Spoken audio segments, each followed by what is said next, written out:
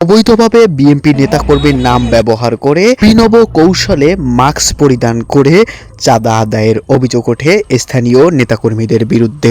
গত কয়েকদিন যাবৎ পাতুরিয়া ফেরিঘাটে এভাবেই মাস্ক পরিধান করে প্রতি গাড়ি থেকে তোলা হচ্ছে মোটা অঙ্কের চাঁদা। চাঁদার টাকা না দিলে দেওয়া হচ্ছে প্রাণনাশের হুমকি, রেখে দেওয়া হবে গাড়ি, এমন নানা অভিযোগ উঠে আসে। বেশ কয়েকবার পাতুরিয়া ফেরিঘাটে দুর্ঘটনার কবলে পড়ে বাস। মানুষের মনে আতঙ্কর জন্ম নিলে এবার নতুন আতঙ্কের নাম চাঁদাবাজি। স্থানীয় সূত্রে জানা যায়, সংঘবদ্ধ হয়ে এভাবেই প্রতি গাড়ি থেকে চাঁদা আদায় করা হয়।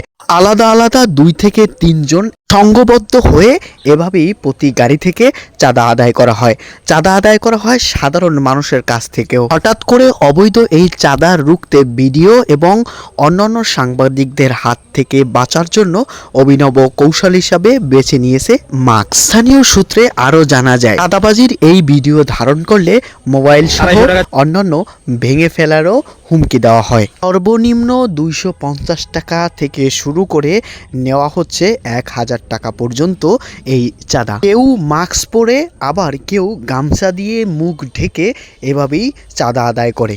স্থানীয় ক্ষমতার কাছে হার মানতে হচ্ছে এই ভোগান্তিতে শিকার হওয়া সাধারণ মানুষের। গত কয়েকদিন যাবৎ এমন কয়েকটি ভিডিও সামাজিক যোগাযোগ মাধ্যমে ছড়িয়ে পড়েছে। সামাজিক যোগাযোগ মাধ্যমে ছড়িয়ে পড়া ভিডিওতে দেখা যায় 2 জন চাঁদাবাজ একজন গাড়ির ড্রাইভার থেকে চাঁদা আদায়কে কেন্দ্র করে বাকবিতণ্ডায় জড়িয়ে পড়ে। আশপাশে থাকা সাধারণ মানুষ সে ভিডিও ধারণ করে, তা দ্রুতই ছড়িয়ে পড়ে সামাজিক যোগাযোগ মাধ্যমে। সামাজিক যোগাযোগ মাধ্যমে ছড়িয়ে পড়লে শুরু হয় নেটিজেনদের মাঝে আলোচনা সমালোচনা। কেউ কেউ বলেন চাঁদাবাজি এ নতুন কিছু নয়, সমঝোতার মাঝেই নেওয়া হচ্ছে এই চাঁদা। কেউ কেউ বলেন সাধারণ জনগণ যতক্ষণ পর্যন্ত সচেতন না হবে, যতক্ষণ পর্যন্ত এই চাঁদাবাজদের রুখতে নিজেদেরকে প্রস্তুত না করতে পারবে, ততক্ষণ পর্যন্ত এই চাঁদাবাজ থেকে আমরা মুক্ত হতে পারবো না।